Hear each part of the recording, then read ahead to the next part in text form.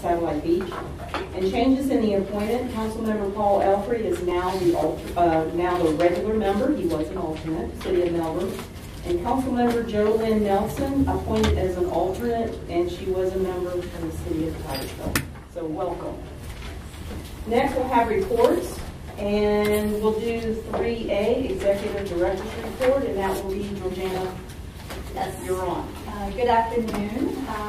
Wanted to report to you on some things that have happened over the past couple of months. The Central Florida MPO Alliance met in October, and you have those meeting highlights in your agenda package. Now, for the new members, the Alliance is a regional collaborative for the 6 transportation planning organizations and FDOT and central office. The purpose is to discuss regional issues, regionally significant projects as well. The regional priority list was adopted at that meeting. Ellis Road is the #1 priority on the regional list.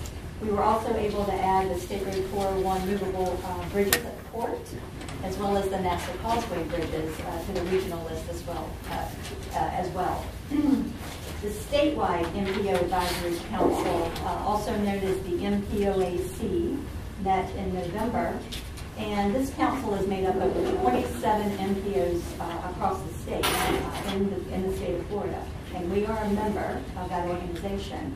The Complete Street Working Group presented on best practices for our Complete Street Evaluation Project Screening Report. We received the best practice on that effort.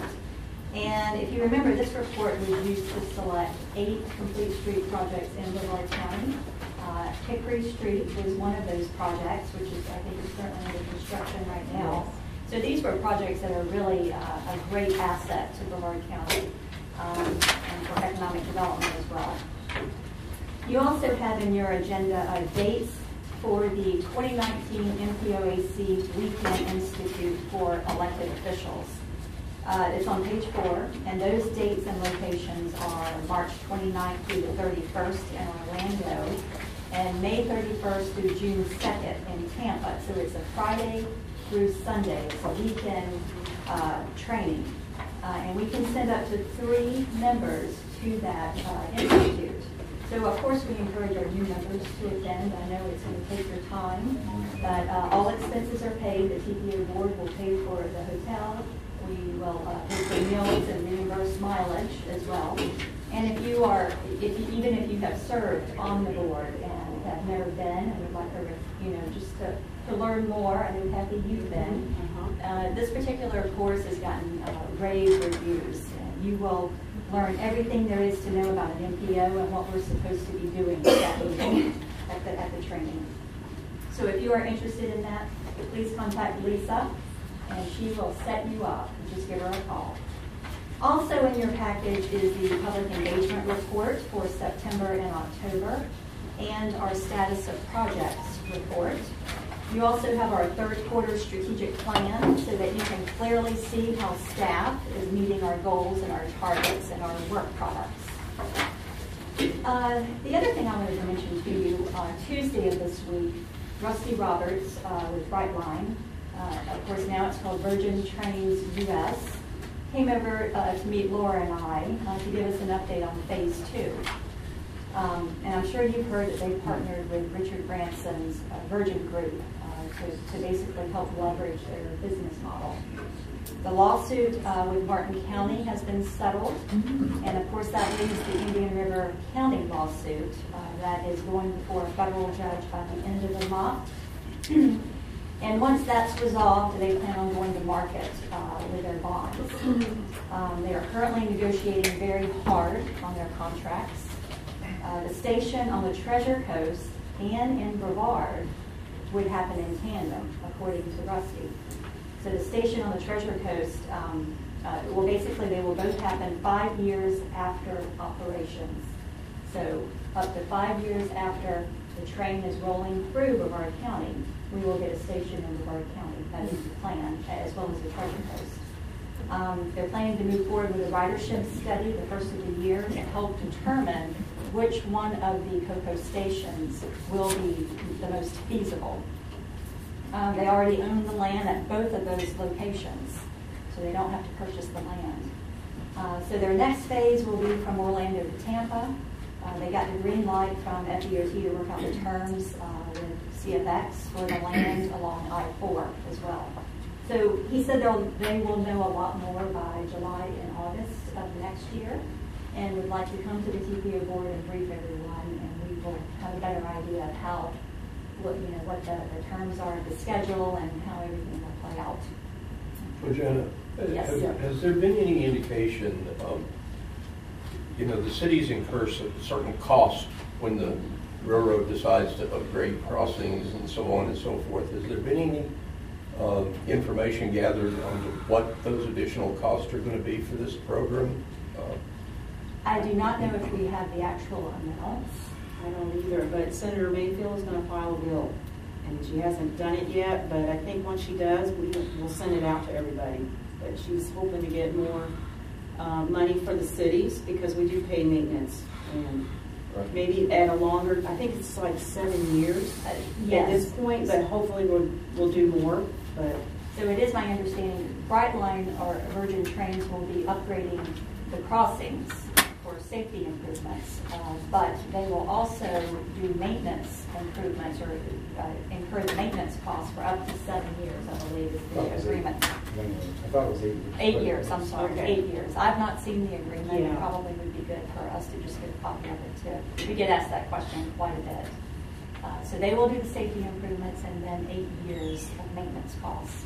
Treasure Coast, I guess, in their settlement, managed to get 13 years of maintenance costs, which was kind of nice, but it also cost them quite a few millions to file a lawsuit as well. I think when we negotiated that, they were willing to give us 10 for years, and they were only going to give the cities 5. Is my memory correct? And so we the committee, Yeah. county, said we didn't think it was fair that we would get more than you guys, and so we met in the middle, and I think that's how we wound up with 8. okay, we'll have to get that agreement. Yeah. But then you're relying on about a 4-year, 3-year Yeah, memory, and that's right. I have trouble remembering yesterday Yeah. sometimes. Yes, you're right. Things are But- starting to really start moving. A lot of things are happening, so we have to dust off those agreements and That's make right. sure we understand what's going to be happening here in the next couple of years. Right. The other thing I wanted to let you know, the Tourism and Transit Summit is scheduled for the morning of February the 14th. Scott Nelson passed around the flyer, and it's a really good event. We encourage everyone to attend. It's going to be at the Radisson, at the port in Cape Canaveral, and it'll end around 10, I believe. I think I've seen a tentative schedule. Then folks will be transported to the port for security clearance and board the Carnival Liberty for a formal launch. Unfortunately, it happens to fall on the same day as the TPO board meeting. We meet at 1:30 on that day. So we're concerned about getting a quorum, because that's certainly going to go into the lunch hour and probably after launch. So one option is that we could move the meeting back to 3 p.m. if everyone is in agreement, and have a shorter meeting. Maybe just a couple things on the agenda, things that we absolutely need to take care of for the presentation that needs to happen. Does that sound reasonable? Is that a good consensus? 3 o'clock? Okay, February 14th, and of course Lisa will send out reminders on that. All right. And the last thing I have, Stephen wanted to show a very quick video. This is one of our public involvement long-range plan videos. Good afternoon, everyone. My name is Stephen Bostel. Welcome to all our new board members. I'm the what am I? Transportation Program Manager. Since Janice changed some things up and still getting used to my new title. But one of the things I have the privilege of is being the project manager for our 2045 long-range transportation plan. And so I just wanted to give you an update on where we're at on that work effort, because it is a 2-year process to update our plan. And so we've worked with a public marketing team to help us come up with this campaign mark, Voice Your Vision. And this is set up to really catch people's attention on social media and give them a call to action at a quick glance, because we know everyone's attention span is very limited and under high demand. And people are competing for your interest when you're online. And so we have our website set up with the user survey on it. This will be open through March. We want to get as much public input into this as we can. We'll be going out into the communities, libraries as well, not just strictly online. We want to make sure we reach the underserved populations as well. So we have paper surveys that we'll be passing out and collecting. And so that site is live. We encourage you all to take it as well. And we have also had a quick little promotional video developed. This is something very new for us. Again, just trying to get more of that engagement online and get people's attention. Some of you may have seen it. It was in the newsletter that was sent out on Monday, if you're signed up on our newsletter list. If not, you can get signed up right on our website. But here it is. Want to have a say in the future of your local transportation system? Of course you do. So get involved and shape the way we move in the future. No, not like that. Whether you're walking, biking, driving, riding, floating, hauling, flying, or launching, use your voice. Pop over to the survey at voiceyourvisionbrevard.com and help build the future of local transportation. By the way, our thriving economy totally depends on you, so no pressure. Got something to say? Hit the survey at voiceyourvisionbrevard.com. And so hopefully you'll be seeing that all over social media. We're waiting until after the holidays to really do our campaign push on this, because right now all of the big advertising companies are buying all the ad space online and it's at a premium. So we're waiting until we can have people's attention back and get a little bit more bang for our buck in advertising and pushing this out online after the first of the year. And at your place card, you do have the little brochure. We have a lot of these printed up. They'll be going out to the libraries. We'll be passing them out when we're at different public events. We really want to capitalize on events that are already happening rather than just have standalone new ones. So any public events that you would like to make us aware of that you feel we should be involved in and be a good place to get input, please let us know. All right, thank you, Stephen. And Janet, that's the end of your report. Okay, very good. Thank you. 3B is the Technical Advisory and Citizens Advisory Committee report. Georgiana again. The TACCAC met on Monday, and you had before you a summary of actions on handout at your place.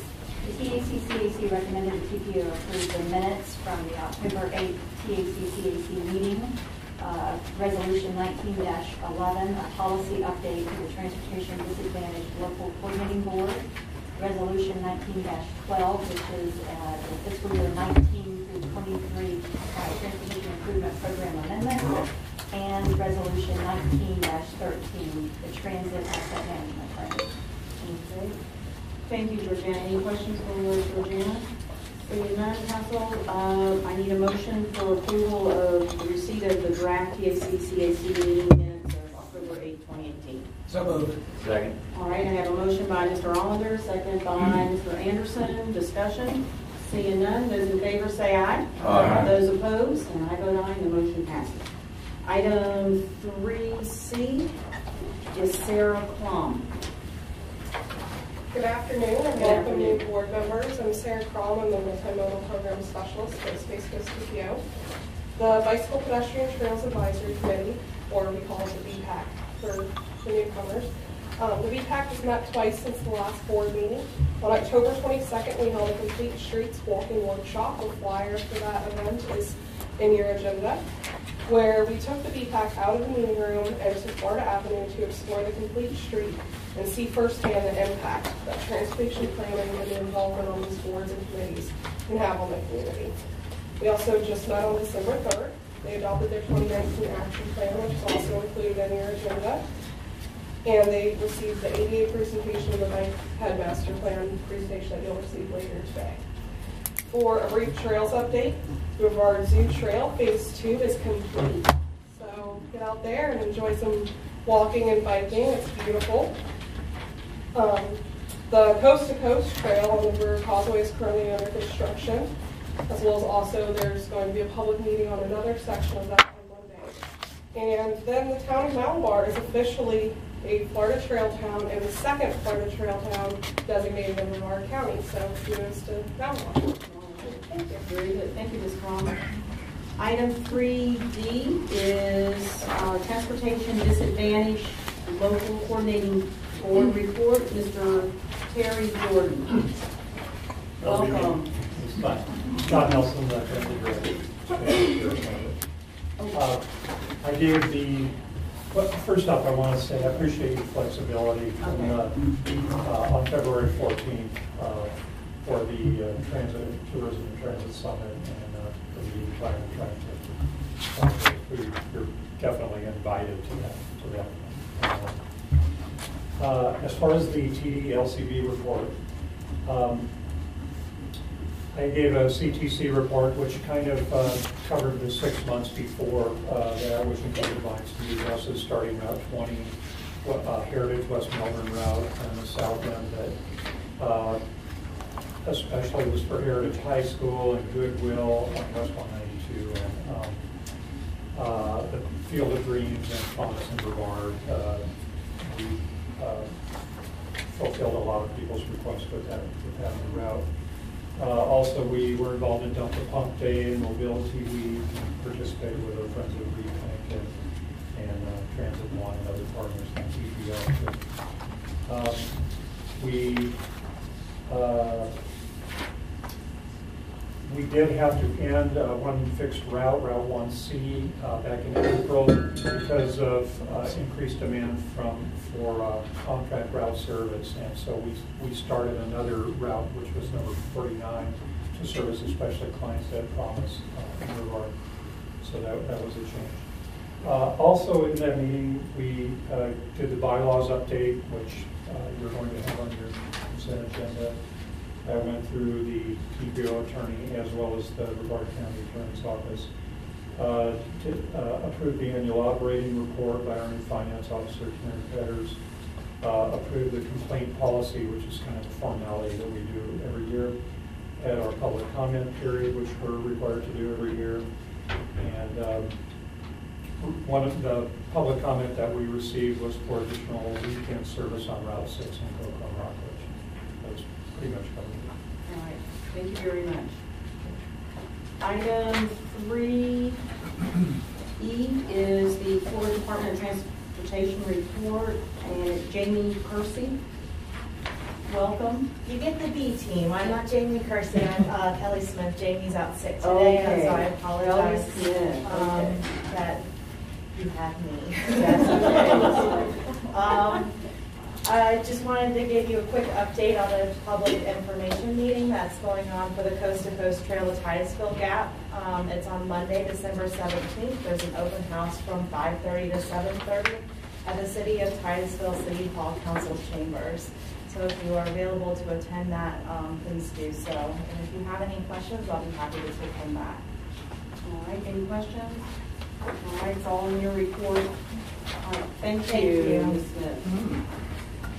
Okay, item 4 is the consent agenda, Georgiana. Yes, I'll read the consent agenda, and you can consider adopting these actions by one motion. 4A is approval of the TPO board minutes of October the 11th. 4B is approval of the committee appointments. 4C, finance and budget. 4D, approval of resolution 19-11, the policy PLC-8 for the Transportation Disadvantaged Local Coordinating Board. And then finally, 4E is approval of work order 19-32T for a miscellaneous work order with our general planning consultant, Tyndall Oliver. All right, thank you, Ms. Georgiana. So I need a motion for the consent agenda. Madam Chair, I was Yeah, there Mr. for Raymond. minutes and I find them correct. And I would move for approval of all of the items under the consent agenda if nobody wishes to take any of them. Okay. Second. All right, I have a motion for approval of the consent agenda A through E by Mr. Randall, second by Mr. Johnson. Discussion? Seeing none, those in favor say aye. Aye. Those opposed, and I vote aye, and the motion passes. Now we're into action items 5A. This is going to be the fun part. Mr. Paul Rugelman will go through the annual election of officers and committees. Alrighty, fine. Let's start off with the position of the chair. Mayor Meehan, if you're elected, would you be interested in serving again? Yes, sir. Okay.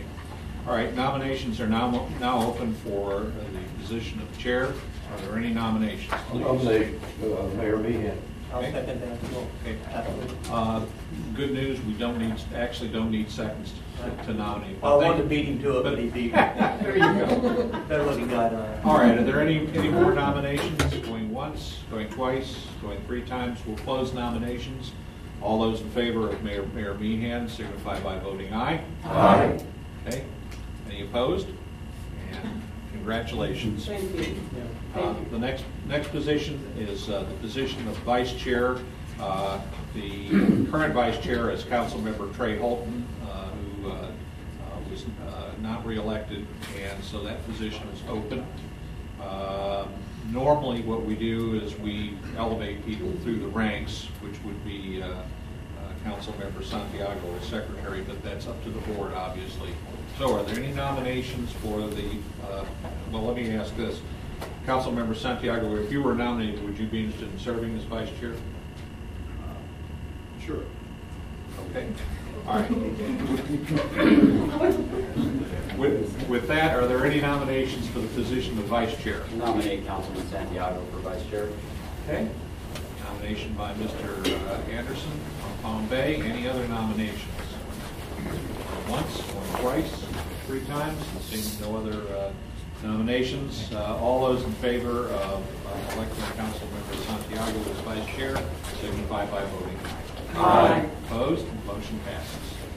All right, the next position is secretary, and currently Councilmember Santiago occupies that position, but you just elevated him, so we have a vacancy. So don't all jump at once, but we're now open for nominations for the position of secretary. I'd like to nominate Andrea Young. Okay, Mayor Meehan nominates Andrea Young from West Melbourne. Any other nominations? All right, going once, going twice, going 3 times, seeing no others. All those in favor of electing Councilmember Young as the new secretary signify by voting aye. Aye. Opposed? Motion passes. Actually, I should have asked you if you were interested. This is kind of like the Army. It's volunteer. Transportation Army. Yeah, exactly. All right, now we move on to the TPO Executive Committee. And Councilmember Betty Moore from Melbourne is one of the members, and she was not reelected, so that position is open.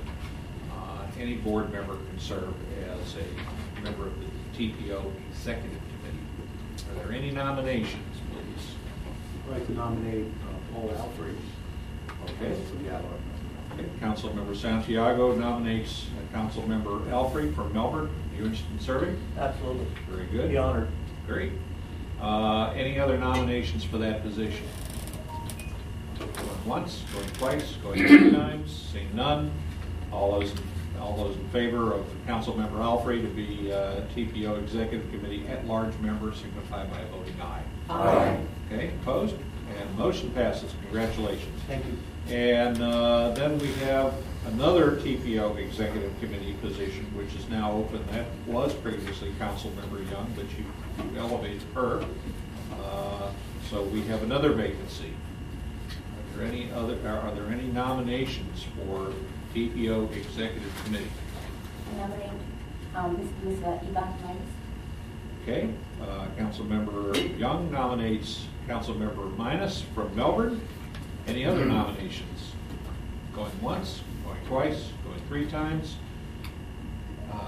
Councilmember Minus, would you be interested in serving? Yes, sir. Okay. Close nominations. All those in favor signify by voting aye. Aye. Opposed? Motion passes. All right, now for our Metropolitan Planning Organization Advisory Council delegates. Currently, for the MPOAC, we have 2 delegates, Mayor Meehan and Councilmember Randalls. I'll ask both of you if you would be interested in continuing in that position. Yes. And then Councilmember Randall serves as the alternate. All righty. Are there any nominations for the representative position held by Mayor Meehan? I'll nominate Mayor Meehan. Okay. Any other nominations? Going once, twice, 3 times. Okay, all those in favor of reappointing Mayor Meehan as the representative to the MPOAC? All in favor? Aye. Opposed? Telling you, such unanimity. And then the alternate position, currently Councilmember Randalls, who is interested in continuing to serve. Any other nominations? I guess we need to get a nomination. So moved. Council- I move for Okay. Council Mayor and Rocky Randalls. All righty, They very keep good. on calling me mayor. I know. Has been. Okay, any other nominations going once, twice, 3 times? Seeing none, all those in favor signify by voting aye. Aye. And Thank the motion passes. And then we move on to the Central Florida MPO Alliance. We have a number of representatives. The first representative position is Mayor Meehan. Would you be interested in continuing to serve? Yes, sir. Okay. Any nominations? So moved. Okay, Councilmember Alfrey nominates Mayor Meehan. Any other nominations? Going once, twice, 3 times? All those in favor of Mayor Meehan to serve as Central Florida MPO Alliance representative signify by voting aye. Aye. Opposed? Thank you. Congratulations. Next position for the Central Florida MPO Alliance was previously held by our former Vice Chair, Councilmember Holton. So that's an open position. Anybody that would be interested in serving that position, we need some nominations. Nominate Brian Anderson. Okay. Councilmember Santiago nominates Councilmember Anderson from Palm Bay. Would you be interested in serving? Yes, sir. Okay. Any other nominations? Going once, twice, 3 times? All those in favor of Councilmember Anderson signify by voting aye. Aye. Opposed? Motion passes. The last representative that we have is Councilmember Randalls. Would you be interested in serving again? Certainly, yes. Okay. Any nominations? Councilmember Randall. Okay. Mayor Johnson nominates Councilmember Randalls. Any other nominations? Going once, twice, 3 times? Seeing none, all those in favor of Councilmember Randalls signify by voting aye. Aye. Opposed? Motion passes. Now we have 2 alternate positions for the Central Florida MPO Alliance, and they are currently both vacant. Does anybody have an interest in serving as an alternate representative? We need some nominations. Nominate Councilman Santiago for an alternate. Okay. Councilmember Anderson nominates Councilmember Santiago from Palm Bay to be one of the alternates. Any other nominations? Seeing none, all those in favor signify by voting aye. Aye. Opposed? Motion passes. And last but not least, the second alternate position for the Central Florida MPO Alliance. I'll nominate Yvonne Minus. Okay. Councilmember Anderson nominates Councilmember Minus from Melbourne. Interested in serving? Yes, sir. Okay. Any other nominations? Once, twice, 3 times? All those in favor signify by voting aye. Aye. Opposed? And last but not least, the chairman for the Transportation Disadvantaged Local Coordinating Board, which is currently Councilmember Randalls. If you're nominated, would you be interested in continuing to serve? Certainly be glad to continue. Okay, Councilmember Minus nominates Councilmember Randalls from Cape Canaveral. Any other nominations? Going once, twice, 3 times, seeing none. All those in favor of Councilmember Randalls, please signify by voting aye. Aye. Opposed? Motion passes. I pass the gavel back. Thank you. Thank you, Mr. Goldman. That was great. And thank you, everyone, for stepping out. 5B, approval of the resolution 19-12 fiscal year 2019 to 2023 transportation improvement program amendment. We call it the TIP program. And we have Mr. Stephen Bostel here. Hello again, everyone. As you recall, back in October, we came before the board with some funds that had come available in the current fiscal year, and we're given direction to put them on these 3 projects attached, which are US 1 from Penny to the Park. This is a corridor study for that last remaining segment of US 1 to be widened from 4 lanes to 6 lanes. The next project is a sidewalk project on A1A from O'Galley to Volunteer Way. And the third project is an Intelligent Transportation Systems project on State Road 3, Courtney Parkway. And this is to get all of these projects into our TIP to keep it consistent with DOT's work program. And this does require a roll call vote. All right. Thank you, Steve. Any questions? All right, so I need a motion for Resolution 19-12. Madam Chair, Reynolds would make a motion to approve Resolution 1912 for fiscal year 2019 through 23. Second. All right, I have a motion for approval of Resolution number 19-12 by Mr. Randall, second by Mr. Anderson. Discussion? Seeing none, this is a roll call vote. Allender, Yes. Alfred, Yes. Forrester, Yes. Johnson, Yes. Meehan, Yes. Minus, Yes. Pritchett, yes, Randall, Yes. Santiago, Yes. Smith, Yes. Williams, Yes. Young, yes, Anderson. Yes. Thank you, everyone. Thank you. Thank you. Motion passes. Thank you, Steve. 5C is approval of the Resolution 19-13, the Transit Asset Management Plan. This is Scott Nelson. Welcome again. Hello.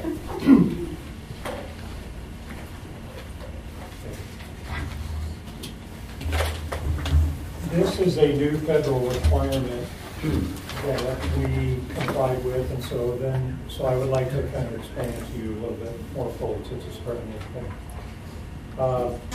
They started talking about this over 2 years ago at the federal level. The discussion was really driven by problems in the rail mode, train crashes, assets not being kept up, and the federal government gives a lot of federal capital grants to transit systems, rail systems, bus systems to keep those assets current, and the systems fell down on the job. And so Washington Metro especially had some fires, on the Metro subway system and so forth. And so they made this requirement, and it came to bus systems as well. And the purpose of doing a transit asset management plan, or a TAM plan as we call it, is to manage our capital assets and maintain our system in a state of good repair. That's the terminology we use. And the purpose is to enhance safety, reduce maintenance costs, increase reliability, and improve service delivery. They don't want breakdowns. They don't want crashes due to mechanical failures. They don't want breakdowns. And so that's the background. They have 2 tiers. Tier 1 is the large system providers that do operate rail, and Tier 2 is the smaller systems like ours. The Tier 1s have more elements that they have to fulfill and manage. These 4 with the check marks are the ones that we have to do and are included in our plan. We always have an inventory of our assets, of the buses and equipment that we have. But the other formal things, the condition assessment, decision support tool, those types of things, to really evaluate the condition of our equipment, we never really went through a super formal process with that. Jim Liesenfeld would convene oftentimes every year, at least every couple of years, a meeting with the finance officer, myself, and others at Space Coast Area Transit to evaluate what kinds of purchases do we need to project, what buses do we need to replace, radios, video systems, the bigger ticket items. And so this makes it more formal. These are the things that we needed to measure. All buses, all revenue vehicles, equipment over $50,000 like bus lifts, and then the staff vehicles, and then facilities, buildings, fuel island canopies, and things like that. The useful life benchmark is a starting place, especially for buses and vehicles. The federal government has a depreciation schedule that goes along with all things purchased with federal capital grants. This bus right here is a heavy-duty transit bus in the picture, and the standard depreciation for that is 12 years or 500,000 miles. Our maintenance is good, and we keep up on things, and the federal government encourages you to maintain your equipment and buses well so that you can get longer life than the minimum out of those. We have some buses now with 600,000+ miles on them, purchased in 2007, and they're still running well. You plan to replace an engine along the way if you're going to keep a bus for 14 years, something like that. And so that's what we did. So we came up with our own useful life standards in the Coast Guard TAM plan. And then in the equipment, the condition assessment for equipment and buildings, facilities, was another aspect that's in your plan, that's in your packet there. Number one is pretty deteriorated and needs to be replaced very soon. Number 5 is brand new condition. So we took a committee around to all of our facilities and evaluated everything. And this is the conclusions, cutting to the chase. Over the next 5 years through fiscal year 2022, these are the vehicles that we need to program in grants for. Some of those are already programmed in that we've procured money for. And truthfully, in the transition year when Jim was interim and I was interim at Transit Services, we kind of stopped some of our progress, and so now we're really getting back up to speed in some of our bus replacement and grant purchases.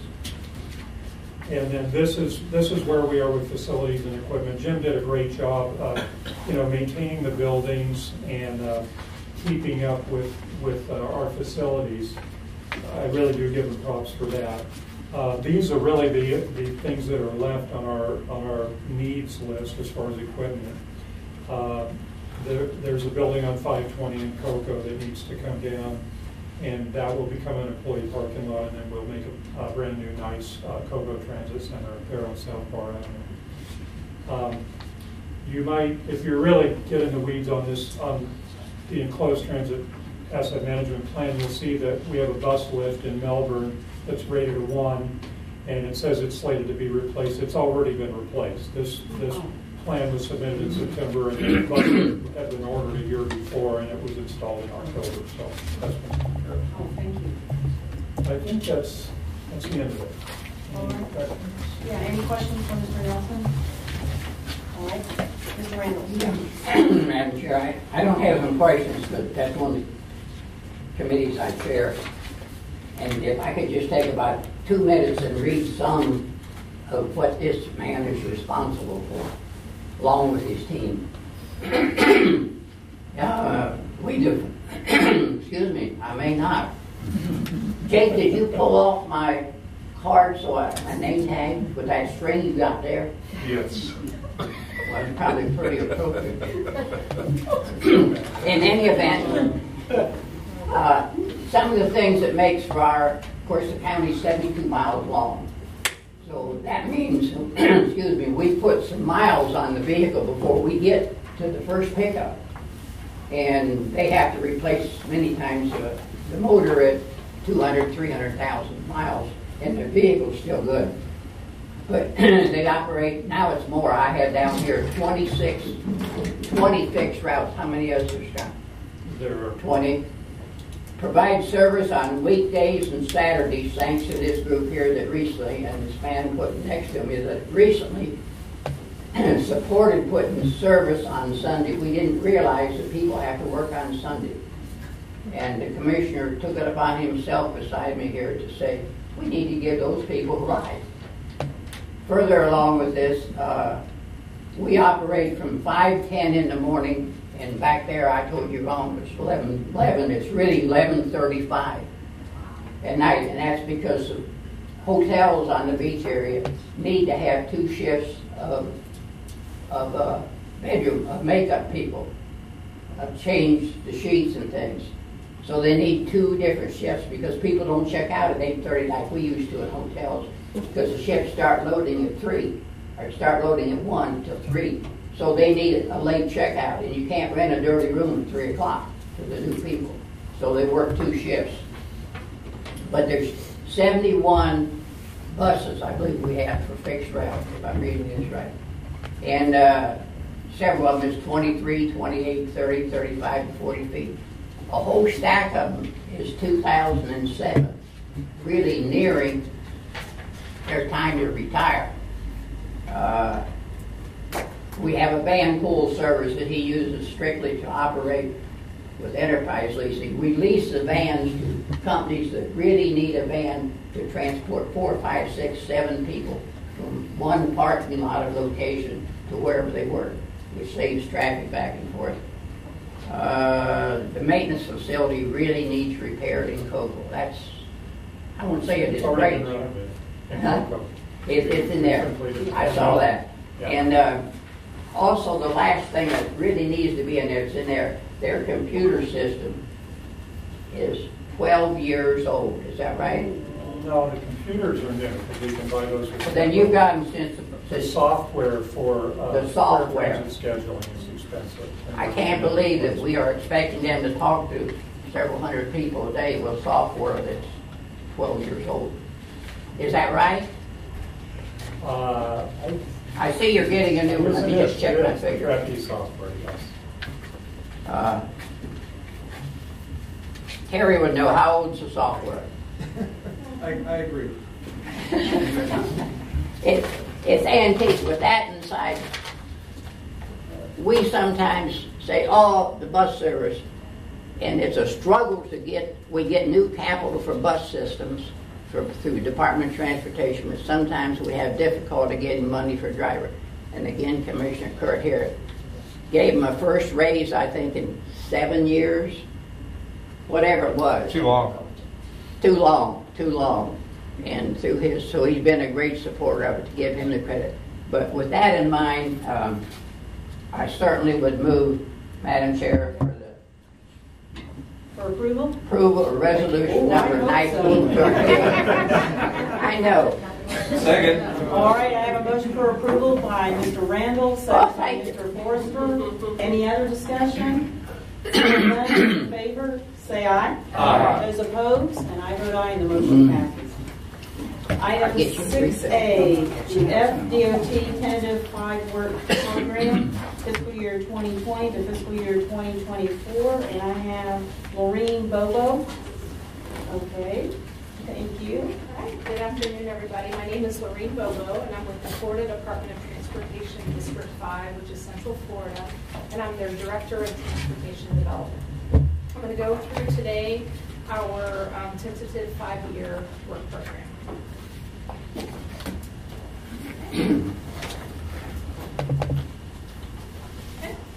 So what is the FDOT work program? It's our next 5 years, and it's not only road projects and highway projects, but it's also public transit, seaport, airport, rail projects, anything that we kind of touch in that transportation realm. It not only includes our FDOT projects, but also the projects that we're working on with the locals. So you're going to hear 3 different terms when we talk about the work program. One is current adopted. So current adopted started on July 1st of 2019, and that was for 2018, and that's for fiscal year 19. So we're currently in our current adopted, and that goes through fiscal year 23. The tentative, which is what I'm here to talk to you about today, will start on July 1st of 2019, and we'll refer to that as fiscal year 20. So fiscal year goes from July to June each year. So in this tentative work program, we're adding that 5th year in. So we're adding in fiscal year 24.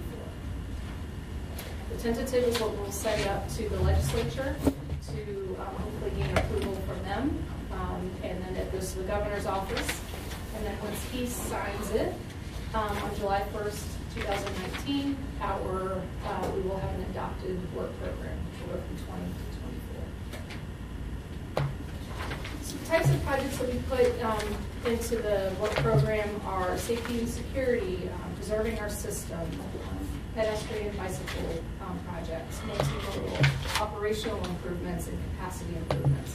We developed this list not only from our priorities, but also from our local MPO and TPO priorities. So there's a lot of details on this circle, but really what it's just telling you is that we are always working on the work program. It's not something we only do at one point of the year. The first half of the year, January to June, is when the department's working on our priorities and the types of projects that we want to be building in the next several years. Then in around July to October, that's when we're reaching out to the MPOs and the TPOs and finding out what your priorities are. We put those together with our priorities, and that's what we're showing you today is that tentative work program. So our 5-year outlook is just under $7.3 billion for the district. Now that includes all the different projects we do, so the seaports and the spaceports and all of that. That's all included in this $7.3 billion. So this year we did see that we were allotted a little bit less money than we're used to, and that's due to several reasons. One is our right-of-way costs are up. So statewide we're up 15%, but we might see that in other areas where it is a higher increase. Our construction costs are up. To buy those materials, it's costing us more. Our revenue is down. The more efficient our vehicles become, and vehicles that aren't using the gas, our gas taxes go down. In 2018, there were several bills that were passed that reduced our revenue statewide by about $71 million. So we've had to make some adjustments to our work program. So the next several slides are going to be program highlights. It looks like you guys have copies of this, so I'm not going to go through every detail, but I'll just touch on the different highlights. So in planning, we did fund the PD&E phase for Malabar Road in fiscal year 20. We had funded a PD&E study for St. John's Heritage Parkway in 2020. I think that's actually a corridor. Yes. I wanted to I tried to call Jamie this morning. Okay. I picked up on it this morning, and that is incorrect. And yes. There's a lot of confusion about why, especially the citizens, why do we have to do a corridor study prior to a PD&E? So that is a corridor study for $1 million, correct? Yes, okay. over there. Just wanted to make sure, because someone has already called about that this morning. Okay, so that is a corridor study of St. John's Heritage Parkway in 2020. Okay, then we have a PD&E study funded in 21 for US 1, and a PD&E study for the 401 bridge at the port in 2020. We have some pedestrian safety projects on A1A. That's the design funded in 20 and the construction in 22. Some preservation projects, so mill and resurface type projects. State Road 5 was funded for design in 20 and construction in 22. And then Hollywood Street has been funded for design in 20. State Road 520, design has been funded in 20 with construction in 22. And 518, State Road 518, funded for design and construction in 20 and 22. A resurfacing of State Road 500 US 192, funded for both design and construction in 2022. And also on 500 to 192, same 20 and 22. State Road 520, we've got funded for design and construction. Some capacity projects. Widening of State Road 519 Fisk Boulevard, I-95 ramps for construction in 21. And widening of 192, the right-of-way phase has been advanced from 21 into 20. The widening of Babcock Street, the design has been deferred 1 year from 20 into 21. Some operations projects. Mass Stars at State Road 5054 has been funded for both design and construction in 2022. Signalization at State Road 5, the construction phase was added in 21. And ITS, or Intelligent Transportation Systems project, on State Road 3 has been funded for construction in 20. The landscape projects on I-95 have been funded in 20 and 22. Then one more on I-95 has been funded for construction in 22. So overall, we have made additions to your area's 5-year work program of over $65 million. Okay. So this week is actually our work program hearing. It is online. It's accessible to you. It's accessible to the public. We invite comments from both you and the public. Comments from the public are due by December 24th. Comments from the TPO would be January 28th. Once that's approved, or once we've gotten all of our comments, we'll send that up to the legislature. They'll go through their approval process, and when all goes well, it will be adopted on July 1st of 2019. And that website is b5wpph.com. With that, are there any questions? Thank you. Any questions? I like to, Mr. Reynolds. maybe not a question. And you're Lorraine? Yes. Well, a lot of thanks go to you and Jamie because you have pulled money out of places that we didn't think was available to do a lot of this. For some of these places, especially in the south part of the county, has been waiting on these bad contracts. One of your favorite streets. It's one of my favorites. She gets 3-4 calls a day. There's a car stuck in a hole. No, that's not good. Well, no, it's your road. But in any event, thank you on behalf of all of us that got. You've been working on this someplace. I know that's a lot of money, but thank you. You're very welcome. We've got a big team. Georgiana? $65 million is a lot of money, but I can tell you it ain't what it used to be. And we have a very long priority list, and a lot of our projects are in right-of-way phase where millions of dollars are just sitting there, and they're not moving. And it is unfortunate that 71 million is coming out of the Transportation Trust Fund. I know it's one of our legislative priorities to protect the trust fund. It's a legislative priority of MPOC as well as the Central Florida MPO Alliance. So, yeah, we have some challenges ahead. And there's just not enough money to keep up. Plenty of projects. Yes. But thank you for what you did do. Very good. While you're looking, I can, Madam Chair, if you're looking into your crystal ball, realizing that vehicles are getting better mileage, people are using less gas, electric cars are competing. As you know, we only get a certain amount of cents per gallon, whether the price is $4 or whether it's $2. It's the same amount. That hasn't been changed since, I don't know, 1985, I don't know when. Is there ever going to be any support for changing that formula? I can tell you the conversations are happening because of the variables you've been describing. We can't rely on that anymore. That's why we've gone to other funding mechanisms, bonding, public-private partnerships. We're always looking for different ways to be able to fund these projects because the potholes aren't going to fix themselves. We've always got to be moving forward. So we are looking at different ways. Don't know where our state is at with it all, but it's definitely being talked about. So hopefully we'll see something sooner rather than later. The federal gas tax has not been changed since 1992. I'm sorry, I said 82.4 85 cents per gallon. Well, in 92, I think Seinfeld and Home Improvement were the top television shows. That's how long ago that was. Yeah. No, but it's a very valid point.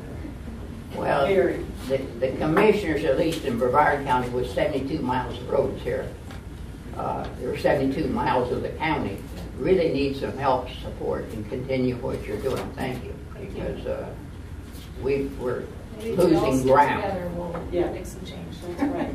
We'll stick together. Thank you. All right. Thank you. Thank you. Next is Carol Scott from the Turnpike Enterprise. Welcome. Thank you very much for allowing me to speak today. Carol Scott with Florida's Turnpike DOT. And our work program funds projects on one facility in the Space Coast TPO region, and that's the Beachline Expressway or State Route 528. And a couple of years ago, we kicked off a project development environment study to look at the widening of that facility.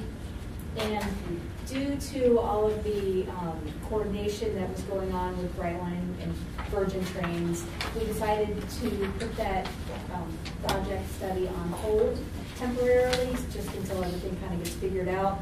We do hope to kick that study back off early next year, 2019. So after that point, we'll start the study back, resume the study, then provide some alternatives, and then from that point, we'll be able to start putting money back into the work program for future phases, like right-of-way or construction and utilities. But until that point, we don't have any major projects funded for the 528 in the next 5 years. So it's a very short update today. Carol, yes. if you could, and I'm sure you would, make sure the TPO is in the loop on any meetings that may come up that we could participate in, or especially public meetings. That would be very helpful. Yeah, and we had I think a public alternatives meeting scheduled, but that we put the project on hold before the meeting. So we will definitely keep you guys know. Thank you very much. Any questions for Ms. Scott? All right, thank you. Thank you. All right. Item 6B is the Federal Highway Administration and Federal Transit Administration certification findings. And this is Teresa Parker. Yes. Okay, the Federal Highway Administration. Welcome. Thank you. Good afternoon, everyone. Again, my name is Teresa Parker, and if you wonder why I'm smiling so much today, I'm so glad to be able to get this off my to-do list, and so is Georgiana. But I just have a brief couple of presentations that I would like to share with you on the Space Coast TPO 2018 summary and findings. The site visit and meeting was scheduled on June 12th of this year. The review team consisted of myself, Stacy Blizzard, Losa Smith, and Rob Sackman. The federal review team found 5 noteworthy practices, 2 corrective actions, and 3 recommendations. The last report was signed on October of 2014.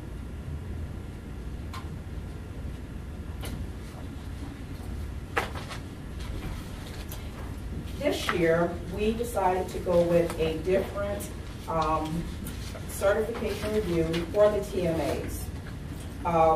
We decided that we wanted to change from the old and do something new, and it also had to do a lot with our staffing. Right now, currently, I have 3 districts that I'm responsible for, District 2, 5, and 7. That hasn't changed as of yet. And so we're like pressed for time. And so one of the things I would like to point out with you, with this certification process, the new process, the TPO or the MPO would normally get about 125 questions from us, where they need to review and send in those comments and that sort of thing. So this year with this process, it's down to about a dozen. And so we've conducted 3 of these this year, Lee County, Florida, Alabama, and Space Coast TPO. And the way this kind of works is it just shows when I conducted my assessment, which was February the 13th of 2018. And the bottom note there, you can't see it, but it says that with the exception of transit, if all areas are a no, as you can see to the right side, it's kind of blurry a little bit, then the top 3 areas would be reviewed. Now, mind you, the topic areas that we would cover for every TMA was all 19 of those topic areas. So this time with this process, the topic areas was transit, Lincoln Planning and NEPA, Title VI and related requirements, and Transportation Improvement Program. Some of the noteworthy practices for the Space Coast TPO involved project development and quarterly meetings with SCAT. from that process became a new SCAT service for those with disabilities. Excuse me. The second kudos goes to the TPO for their outreach and public participation. They did this through sending home branded information and research to undeserved communities by the elementary school students, and they also shared this information with law enforcement as well. The TPO also are being commended for their Title VI related tab, where now it's very easy to assess and look for LRTPs, UPWPs, and TIP. Kudos also goes out to the TPO for their creativity and development of a TIP fact sheet. The fact sheets are used for public outreach to educate the public and how they can get involved. There were 2 corrective actions. One was related to long-range transportation plan on fiscal constraints, and the other had to do with TIP. So with LRTP, the first 5 years was missing. The TPO has until February 28th to take care of this and amend the LRTP. And with the Transportation Improvement Program, the language does not indicate fiscal constraints. Mind you, the TPO, Georgiana working with her and her team, they are already working on these. I've already received the information on the feedback that we've given her for the TIP. So we are doing well, and we're about to mark this off our checklist as well. Last but not least, the federal review team found a couple of recommendations. One is related to outreach and public participation. The TPO should ensure that the PPP itself describes its development and stakeholders that assisted in the process. The other one is related to Title VI. The MPO should review its LEP plan to verify that essential transportation disadvantaged local coordinating board activities and materials are compliant with governing LEP plan. And the last is related to the Transportation Improvement Program. The TPO should consider GIS to spatially identify disadvantaged populations, including LEP, relative to TIP projects in order to better assess benefits and burdens. Thank you. That concludes my findings for this summary in 2018 for Space Coast TPO. All right, thank you, Ms. Parker. Any questions from the She ain't gonna get away. Okay, all right. Mr. Randall. You were here for the June 11th and 12th, right? You were the lead on that. I was. Okay. That's the first, when you found out, or I found out that actually Indian River County is part of our responsibility. Is that right? I don't know. I have to refer that. They're in another district. Yeah, the other district. Yeah, they're in another district, but we do look at the traffic, and they're a part of our modeling and our long-range. I wasn't real clear where that is. Is that the beach area? That's further south, the county just south of Palm Bay, Indian River County. I know where Indian River is, but is it there or is it just the beach side? I looked at the map. Anyhow. It's a county. It's a county. Huh? It's a county. Oh, I know it's Indian River County, of course. But does it come up on the beach area, coming up to Melbourne Beach, that area, Sebastian? I think it's on the mainland. Yeah, It's on the mainland. mainland. Yeah. Yes, yes. Okay.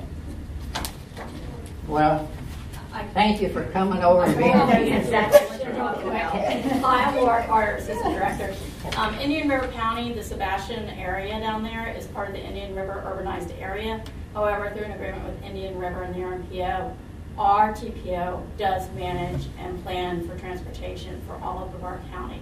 It's a different urbanized area that is associated with Indian River, which is probably the map that you were looking at. Yeah, looking at it's a different urbanized I didn't area. realize we did that. Yes, we did. We have an interlocal agreement. Yeah. Wow. Yep. All right. Okay. Thank you. Thank you for you coming over Thank in you. June. Well, Teresa, I just wanted to say we appreciate our federal highway partners. We do this certification every 4 years, and so she has reviewed what we've been up to over the last 4 years, and it helps us become a better MPO, TPO, and we look at areas that we may need to focus on a little more, so we appreciate that. Thank you. All right. Item 6C, ADA bus stop assessment, Ryan Weinstein. Oh, Sarah Tom? I just wanted to give a little introduction Oh, okay. before I turn it over to Brian, Okay. especially since you do have some new members to provide some background. Is in 2014, Space Coast Area Transit had conducted a Americans with Disability Act assessment on all of their bus stops. And last year, in October 2017, we, the Space Coast TPO, contracted with one of our general project consultants, Kendall Oliver, to basically go back and update that assessment because of conditions changing, things happen, improvements have been made. And so we've completed the assessment, and we are very excited to report the findings to you, as well as also at each of your each of your locations, you should have a really beautiful Accessing Space Coast Area Transit booklet that provides city profiles as well as also a full county profile and an unincorporated profile. So I'm excited for Brian Weinstein to share with you the findings, and just something to keep in mind when we're discussing ADA and transit is that really it takes a community. It's not just one municipality, it's not just one organization. It's all of us taking ownership of our transit system and being supportive and helping. So. Thank you, Sarah. All right, go ahead. Good afternoon. Good afternoon. I'm Brian Weinstein. I was the project manager for the 2014 study and as well as for the 2015 study. And I want to first discuss what the reason for the study is. The whole purpose of this is based upon the ADA. It's the Americans with Disabilities Act. And it's a civil rights law, much like the civil rights law of the 1960s that prevented discrimination against people of various races, religion, genders, but it failed to mention people with disabilities. So it wasn't really until the ADA came into play in 1990 that by having a facility, whether it's a park, a building, or a bus stop that is not accessible to somebody with a disability, whether it's a wheelchair, a walker, a visual impairment, then you could be in violation of the civil rights. So because that's important that we go and we have this plan and we determine what's not accessible and how we go make it accessible so that all their citizens can access public transit. So part of the ADA requires that if you have any infrastructure that is not accessible, that you have something called a self-evaluation, where we go out and inventory what is not accessible, and then we create a ADA transition plan which lists all the non-accessible infrastructure and then come up with a plan and a cost and prioritization scheme as to how we can make it accessible within a reasonable amount of time. So the study objectives for this and the steps we used to complete this whole process was to first perform the self-assessment. We went out and visited every single one of your bus stops in 2014 and then again in 2018. And we assessed everything at the bus stop, all the amenities, and the accessible route leading to and from the bus stop, making sure that people get to the bus stop as well. And we also performed a ride check. So we went out and had staff on every single one of your buses, on every single route, trying to determine how many people are using your system and using each of the particular bus stops. We identified barriers to accessibility, as well as general safety and operational issues that we found at each bus stop. And we came up with solutions on how to fix them and prioritize them, and came up with estimated costs on how much it costs to fix everything. And then lastly, came up with a multi-year phasing plan on generally how things can be fixed over the course of many years, because you don't have the funding necessarily to install at one point in time. And then lastly, an interactive online database was created that would allow Space Coast Area Transit staff or staff from various cities and municipalities to go and keep track of what these issues are. So that way, as you make changes, you can update the database and know exactly where you are in this whole transition plan and how close you are to complete. So we looked at many different aspects of the bus stops and of the connecting path, and the most important ones are really to have a accessible boarding and loading area that's firm, stable, social distance. It's highlighted in blue. It would be about 5 feet by 8 feet in dimensions. It needs to be level, and you need to have a connecting pathway either to the adjacent sidewalk or to the shoulder of the roadway if that's going to be used as the accessible route. If you have any amenities, well, the amenities aren't required, but if you have them, then the amenities will also be accessible. So I can access a bench or shelter or something as an able-bodied person, somebody with a disability to be able to access that infrastructure as well. Here's an example of a ADA-compliant bus stop, and it has the boarding lane area, it has a sign, it has a bench. Again, the bench is not required, but because it's there, it's adjacent to the sidewalk, so somebody in a wheelchair, somebody in a walker, someone with visual impairment can access it just like you and I can. And then here is an example of a non-compliant bus stop, just a bench in the grass. People with a mobility issue would have trouble accessing the stop because it is in the grass. I find that the grass in the morning can be slippery, so especially somebody with a wheelchair or walker could have difficulty accessing that as well. So from comparing all of the data we collected in 2018 to the data we collected in 2014, you see that right now you have about 950 bus stops, which is an increase of about 100 from 2014. You have about 100 additional benches, which is fantastic, 66 shelters, which again is an increase from 2014. And then you have almost 14,000 people getting on and off the bus on a weekday, about 8,000 on Saturday, and about 900 people on a Sunday. And then also comparing the 2014 study to the 2018 study, we had 160 bus stops that had a ADA compliant boarding and lighting area versus 262 ADA compliant boarding and lighting areas in 2018. So that's just the actual blue area at the bus stop, not necessarily the amenities, signage, the pathways. So Space Coast Area Transit is doing a fantastic job in creating these new and improved and accessible bus stops. So also in your pamphlet, you'll see that we had a map showing the ridership throughout the county, and the stops that are the high ridership are in the orange and red. And Cocoa Transit Center had the highest ridership, followed by Shepherd Park, Upland Square Mall, and Hammock Landing.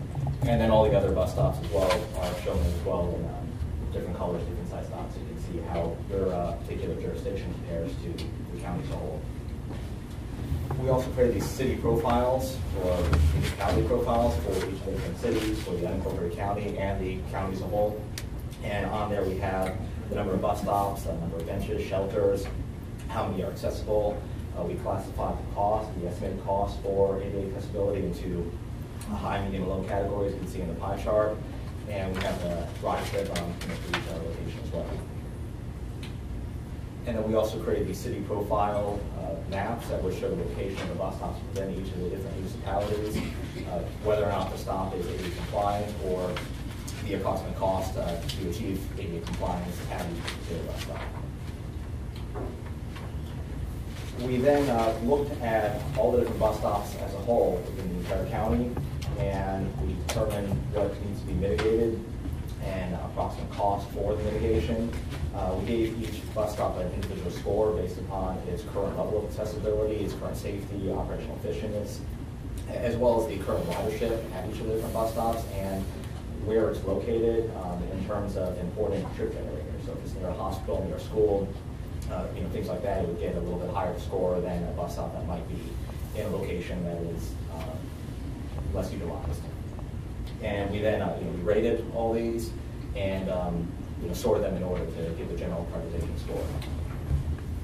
So when comparing the data from the 2014 study, you see that after the original 2014 study was completed, only about 1% of the bus stops were ADA compliant. And at the time of the 2018 study, we found 4% of the bus stops, about 32 of them were fully ADA compliant. But this is looking at the entire bus stop, the amenities, the accessible route. As you remember previously, I talked about how there's 262 that have an actual ADA compliant boarding and lighting area. So a lot of this is the sidewalk leading to and from it, or a lack of program, or amenities that are not ADA compliant. And we also went and classified each of the improvements in bus stops into its cost categories, so you can see about how many are cost. But upon giving my draft report to the TPO and to Space Coast Area Transit, they immediately went out there and fixed a bunch of the issues that we had determined were an issue. We came up with these short-term fixes, so quick and easy simple things like moving a bench, adding a sign. The Terrans crew went out there and improved a bunch of bus stops really quickly, really cheaply, and easily. So I think they were on to a fantastic start. So the total cost for making the entire system ADA compliant, we had at approximately $8 million. However, this is excluding right-of-way and also just a general probable cost. Once you start going out there and looking at some of these bus stops, maybe ones that are near drainage, then engineering studies need to be done, and the cost could increase. But right now, I think it's a good comparison to see what bus stops within each municipality, within the county, are quick and easy to fix, or might be fixed for a low cost versus which ones might need to be prolonged and getting engineering involved and have a higher cost associated with it. It's also important to remember that achieving ADA compliance is a group effort amongst the county, amongst the transit agency, each of the different cities, and even private entities where some of the bus stops are located in. And it also requires an ongoing commitment from everybody, making sure that once we go and make the bus stop ADA compliant, that it stays that way. Because a lot of the issues that we find, whether it's a bench from a third-party entity, or even just a regular bench from an entity, where maybe the patrons have moved it, or if a sign gets knocked over by a car, things like that need to be fixed, or tree roots growing in the sidewalk, all of a sudden something was successful, and that was no longer successful because of the trees, for instance. So this implementation plan is just a guide, and the number of stops you choose to improve over the course of the phasing plan, and which stops they are, can all change. As long as you make a concerted effort to go and make improvements over the course of the plan, and you keep making improvements every single year, then you'll be covered under the ADA in case there were going to be any issues forward.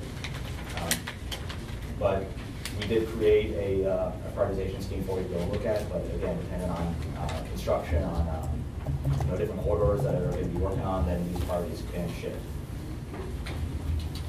So in conclusion, it's important to remember that not all of your bus stops are ADA compliant, and a lot of work must be done to mitigate all these non-compliant issues that you have.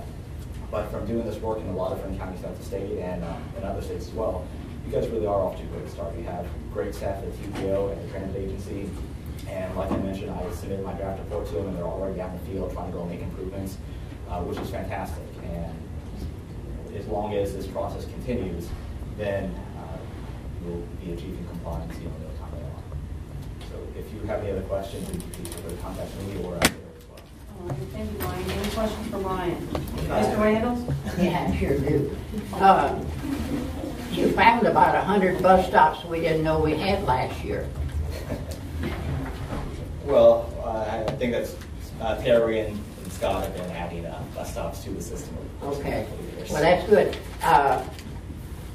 Tyndale Oliver does a lot for other ones. What method have you found that other cities or counties have been able to come up with $8 million for adjustments of bus shelters? Well, it's important to remember that you don't necessarily need to go and improve each stop individually. As a roadway gets widened, turn lanes put in, things are resurfaced, then bus stops should be mitigated with that as well. And so it'll be a lot cheaper overall, whether it's FDOT or the county or the cities are making improvements, and then you go and you mitigate the adjacent bus stops. Did Tyndale Oliver break these down by individual cities? Because we didn't last time. It is broken down by city, and in the report we have an example of Titusville. In the report, there's an example of Yeah, Titusville, yes. but there's other cities. Yeah, right?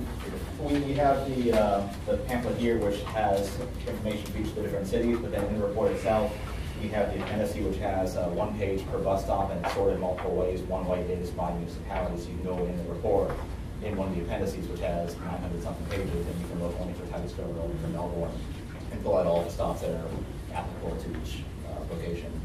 Okay.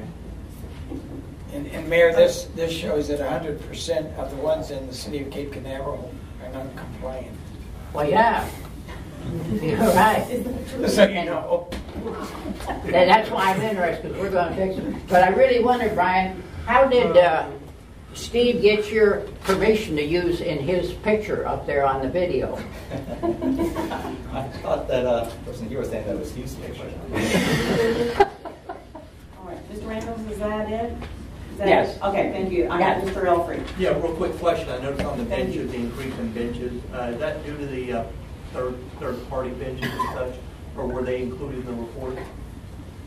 We did not differentiate between third-party benches and Space Coast Area Transit benches. Okay. So I'm not sure if those are the ones that. Because I noticed a lot of them popping up here and there, and I was wondering if that was taken into account. That's how we got our increase. Thank you. That might be something that Terry or Scott might be able to assist with. Well, the overall. Good afternoon, Terry Jordan, Space Coast Area Transit Planner. To respond to that, as Brian mentioned, one of the very first things in his report identified non-compliance of a small scale, and that was primarily for us going out to remove benches that were not accessible, regardless if it was a Space Coast Area Transit bench. And as you mentioned, a lot of those were third-party benches that were just put out somewhere at a bus stop. So we went out and relocated those benches to make sure that they were accessible or adjacent to the sidewalk. And that was one of the quick fixes that we determined that we were able to make officially. Well, then I got another question then. Who monitors those for safety? If the third-party benches, are we doing that, or we leave it to the third party? Actually, so what really happens now is, as our operators are out, they actually give us any feedback on if there's a concern or if we get concerns from citizens. So we kind of monitor internally, but we don't go out periodically just to inspect or anything like that. If there's damage to a bench, we would of course have to contact the owner, regardless of who the owner is, to make sure it's removed. And as projects are done, like with FDOT projects, if they find that there's a concern, then they have the authority to remove that bench as well. We don't have the authority to remove the bench. Okay, thank you so much. You all appreciate it. All right. Any other questions? All right. Seeing none, thank you very much, Brian. Very interesting report. 6D, bicycle pedestrian master plan update. Travis Hills, welcome again. All right. Thanks for having me. Good afternoon. Good afternoon. Once again, rounding out the meeting. I'm not under a time constraint, so. Oh, well, what is your time? I'm kidding. Yes, you are. Like 2 minutes? All right. Not All 30 right. minutes, right? Perfect. So I got a handful of slides here to give you an update on the Bike Ped Master Plan. As Ms. Meehan mentioned, my name is Travis Hills. I work for Kittleson Associates. I'm the project manager working with Sarah and the rest of the TPO on this exciting update. So a little bit on the agenda. I'm going to talk about the project scope, schedule, summary of tasks that we've been completed over the past 6 to 8 months, themes, goals, and objectives of the project, overall methodology to identify our needs and objectives. We'll talk a little bit about that. And then public outreach, specifically the user surveys and the public meetings we have coming up. So a little bit on the project scope.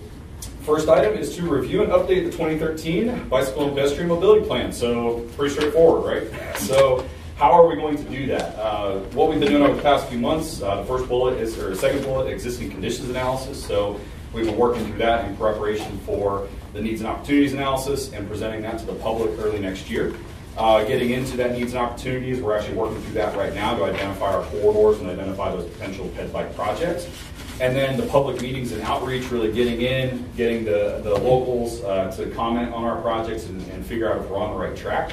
And then update the action plan and the final report.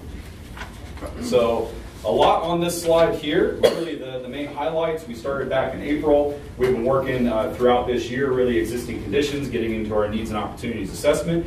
We are here, so we're presenting to the board and all the committees in December. We're going to be moving into our public meetings here early next year, and then we'll be wrapping up the project through the summer of next year. So what have we done so far? A couple big things, stakeholder meetings. So I'll talk about that here in a little bit, who we've met with and the takeaways from those. We've performed our goals and objectives and performance measures analysis, so we've refined those from the 2013 plan, added some new ones. Pretty excited about those. Done our existing conditions analysis. I'll talk a little bit about that here in a second. We've recommended an East Coast Greenway alignment, which is also a huge step that's come out of this project as well. And then that methodology to identify those needs and opportunities, and then the user survey and the public feedback that we've been getting. So as I mentioned, we met with stakeholders. So we met with about 16 people over the course of 2 days. So a lot of sitting around and talking about ped and bike issues throughout the county. A couple big takeaways. Need for a safe, comfortable, connected, and consistent bicycle and pedestrian network throughout the county. Is that a surprise to anyone sitting here? Yeah. So probably not. Some of the big challenges that we have when we were talking with our local municipalities is funding, right-of-way constraints, and maintenance. So there's always the big deal of when we go and put a sidewalk in, whose job is it to maintain that sidewalk, either fixing the cracks or going out, making sure that the grass is getting mowed, all that kind of stuff. Focus areas, around everyday destinations and activity centers. And so I know that with all the work that's been going on in all the different cities and some of the changes in land use and really trying to get more kind of city center focused, accessibility to those city centers is big. And also when you kind of get out in the suburbs, your accessibility to your Walmarts, those major activity centers and employment centers are huge as well. And that's something that came up during these discussions. Another thing, wide range of users with diverse bicycle and pedestrian needs. So you get the folks that are out there for recreation, you get the folks that are out there because bicycle and pedestrian, that's their main mode of travel. And so kind of taking into consideration both of those users, both those types of users in this plan. Leveraging ongoing efforts at the local municipal level. So when we have current projects or future projects that the local municipalities are going to be putting in, we're tag teaming both on the land use side and on the infrastructure side to make sure that we're incorporating ped bike improvements. And kind of tying into the last point, that chicken and egg between land use planning and transportation infrastructure planning. And so when we're planning for those different land uses, those future land uses, what are we doing to take into account the ped bike modes that are going to be accessing those land uses? So a little bit on themes, goals, and objectives for the project. We have 5 total. So creating a network, making sure that we're establishing that well-connected network throughout the county, partnering with our different organizations to educate, enforce, and engineer safe use of facilities, empowering the people of all ages and abilities to walk and bike regularly, generate awareness of the network, safe practices, and public health, and then pursuing equity, so making sure that we're targeting projects in all different areas of the county. So what are we dealing with when we're looking at a master plan? So to kind of put this in perspective, we're dealing with about 730 total miles of roadway. So when you think about Brevard County, it's a very long roadway, a little narrow, but we are dealing with a very large number of roadway miles across the county that we're looking at. We have 760 total, what we're calling segments, and then we roll those up into longer corridors throughout the county. We're dealing with about 300 of those corridors throughout the county. So in terms of our existing conditions analysis, looked at a number of different topics. So land use, existing and future, those activity centers, looking at ped bike safety, so where are we having crashes, fatal, serious injury, and property damage only. Pedestrian facilities and bike facilities, so where do we have facilities today, where do we think we need them in the future.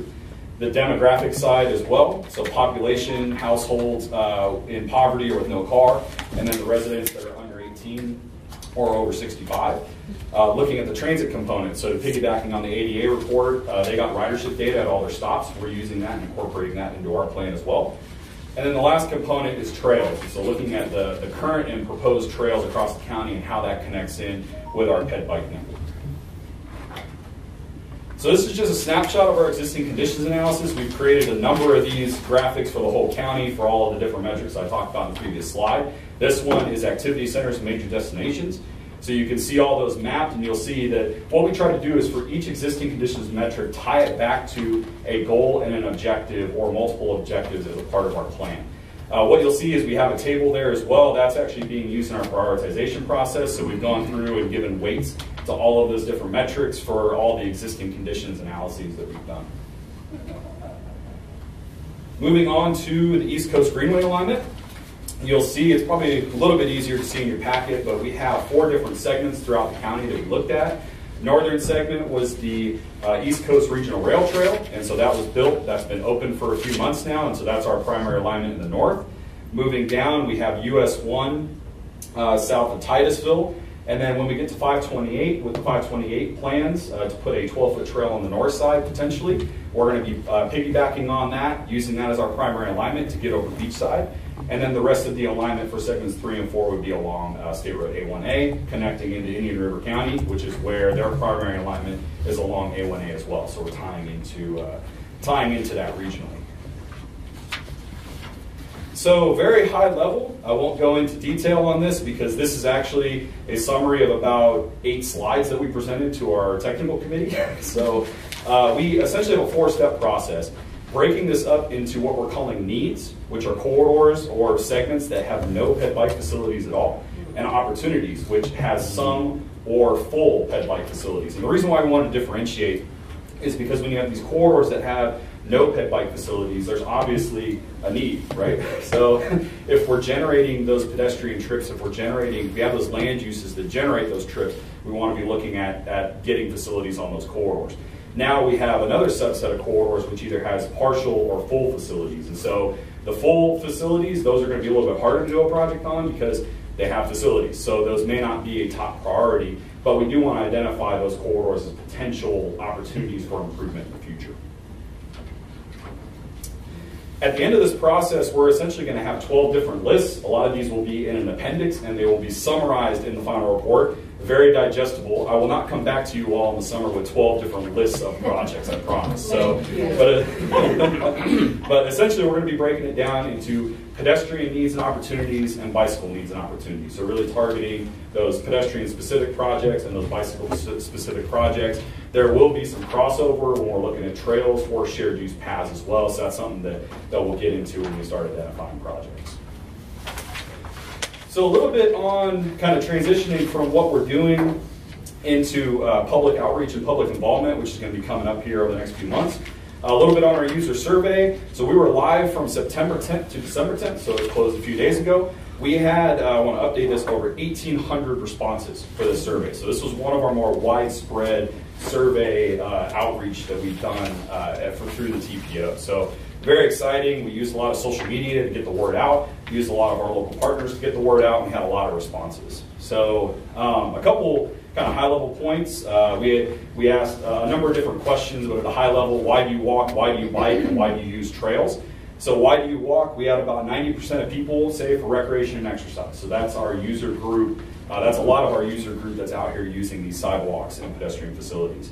We also had a pretty good number, about 30% that said we use it to run errands as well.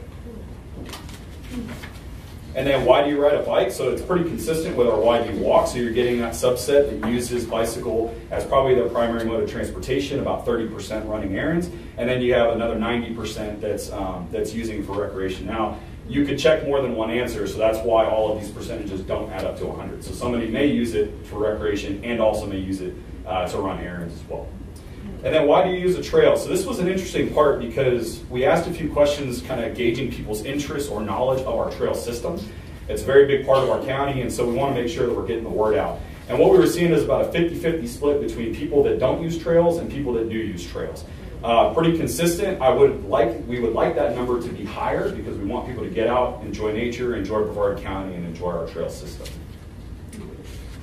So before I go to public workshops, make sure I talk about it, so I don't forget. We actually also did transit surveys, or we went out and took hand surveys and went out on transit buses. Sarah and Terry went out the 5th and 6th of December. Last Wednesday and Thursday. Yeah, so whatever dates those were. And we actually ended up getting 63 more responses on these surveys. And what was interesting is that we're going to go back as we start going through these results and figuring out what zip codes and where people were taking these different surveys from, because we want to start to try to gauge the demographics of the folks that are taking these surveys. Because what we started seeing is that the surveys results that we got from the transit users were vastly different than what we were seeing on the online. And so what we're going to do is hopefully kind of keep those two data sets separate. I know that one's a little bit smaller than the other one when you're comparing 1,800 to 63. But what we're trying to do is really target that transit demographic that uses walking and biking as their primary modes and really see what issues they're dealing with in amongst all the other things that we've heard to target that group. So really help that group out. So a little bit also on public workshops. So this is our next steps in the project. We're going to be holding 6 public workshops throughout January through March, so feel free to come out to them if they're in your local area. What we were trying to do is a little bit different approach. I know that for a lot of these master plan type projects, we hold all of our public meetings here in Viera, and we get maybe 50 people, maybe 100 people that come out, and they're probably all locals to this area. What we're trying to do is really get out to the different parts of the county. So we're targeting the North Beaches, the South Beaches, Melbourne, Cocoa Rockledge, North Brevard, so Titusville area, and then Palm Bay and Southern Brevard. So really trying to get out to the community, get these projects out there and see what the folks have to say about this project. And then a little bit on next steps. We're working on identifying our priority corridors, which will then help lead us to those projects that we're going to be presenting early next year. And then, yeah, that's the second bullet there is identify those projects.